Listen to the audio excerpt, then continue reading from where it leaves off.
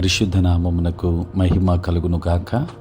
క్రీస్తునందు ప్రియా దేవుని బిడ్డలారా, ప్రభువైన యేసు క్రీస్తు పరిశుద్ధ నామములో మీ అందరికీ ఉదయకాల శుభములు తెలియచేయుచున్నాను. ఈ దినమంతయు మీకు మీ కుటుంబానికి దీవెనకరముగాను ఆశీర్వాదకరముగాను దేవుడు అనుగ్రహించాలని మీ కొరకై ప్రార్థిస్తూ ఉన్నాను. నేటి దినము కొరకు ఏర్పాటు చేయబడిన దేవుని వాక్యము కీర్తనల గ్రంథం 84వ సంకీర్తన మొదటి వచనం. సైన్యములకు అధిపతియగు యెహోవా, నీ నివాసములు ఎంత రమ్యములు. ప్రియులారా, నేటి దినం కొరకు ఏర్పాటు చేయబడిన ధ్యానాంశము రమ్యమైన నివాసము. ప్రియులారా, ఒక వ్యక్తి యేసుక్రీస్తును అంగీకరించి ఆయనతో జీవించుట మొదలుపెట్టిన వెంటనే ఎరుగకయే దేవాలయం ఎడల ఆశ కలుగుచున్నది. ఎల్లప్పుడూ ప్రభు పాద సన్నిధికి వెళ్ళి ప్రార్థించాలి, పాటలు పాడి స్తుతించాలి, దేవుని బిడ్డలతో సహవాసం కలిగి దేవుని ఆరాధించాలి అనేటువంటి కోరిక కలుగుచున్నది.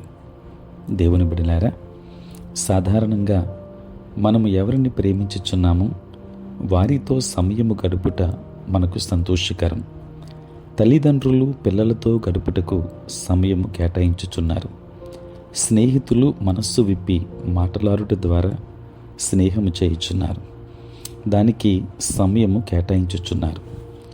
మనము దేవుణ్ణి ప్రేమించినప్పుడు మన హృదయము ఆయన కొరకు ఎదురుచూచుచున్నది. దుప్పి నీటివాగుల కొరకు ఆశపడినట్లు, దేవా, నీ కొరకు నా ప్రాణము ఆశపడుచున్నది.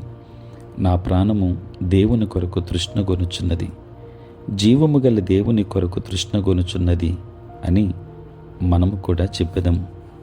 ప్రియులారా, కీర్తనల గ్రంథాన్ని మనము చదివితే రాజుకు దావీదు మరింతగా తృష్ణ కలిగి ఉన్నాడు కనుక దేవుని వెతికాడు.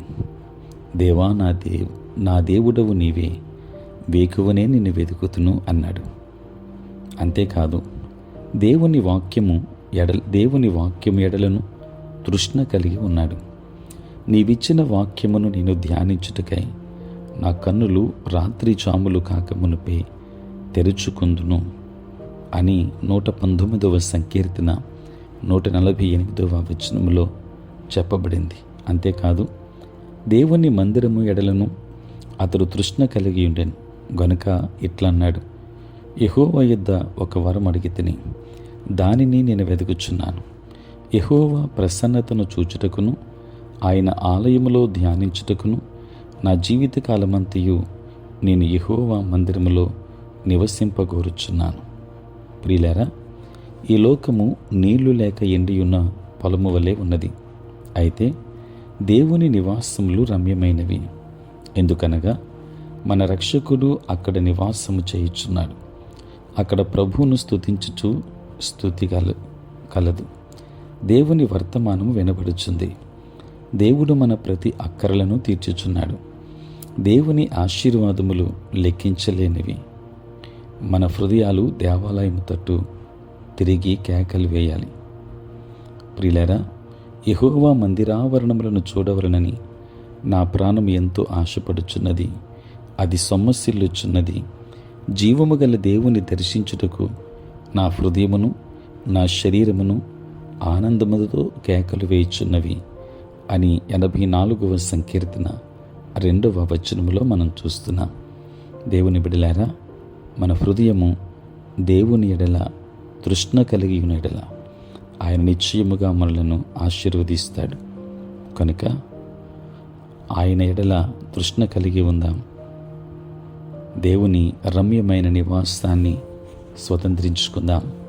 దైవాశీర్వాదములు మీ అందరి మీద ఉండునుగాక. ఆమేన్. ప్రార్థన.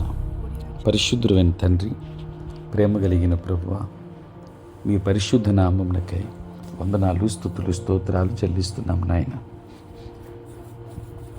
రాత్రంతయు కాపాడి సంరక్షించి సుఖనిద్రను మాకు దయచేసి మా జీవితంలో మరి యొక్క నూతన దినమును మేము చూడగలిగే భాగ్యాన్ని ఇచ్చినందుకు నీ స్తోత్రాలు. ఈ దినమంతా కూడా మీ సన్నిధి మాతో ఉంచండి. మీ ప్రసన్నత మాకు అనుగ్రహించండి.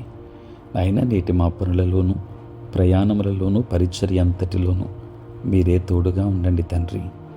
నాయన పుట్టినరోజు పెళ్లి రోజు జరుపుకొనుచున్న బిడ్డలను దీవించండి. నూతన ఆశీర్వాదాలతో వారిని నింపండి తండ్రి. రక్షణ లేని వారికి రక్షణ ఇవ్వండి. మారు మనస్సు లేని వారికి మారు మనస్సును అనుగ్రహించండి. ప్రభువా, మీ సేవా పరిచర్య చేయుచున్న ప్రతి సేవకుని దీవించండి. ఉద్యోగస్తులు, వ్యాపారస్తులు, కష్టపడి పని చేసుకుంటున్న బిడ్డలందరినీ దీవించండి. చదువుకున్న బిడ్డలకు కావలసిన జ్ఞానమును మీరు అనుగ్రహించమని, ప్రతిరోజు ఈ ప్రాతకాలపు ధ్యానములలో ఏకీభవించుచున్న ప్రతి కుటుంబాన్ని ఆశీర్వదించమని వేడుకొనుచు యేసు నామములో ప్రార్థించి వేడుకొనుచున్నాము తండ్రి. ఆమేన్.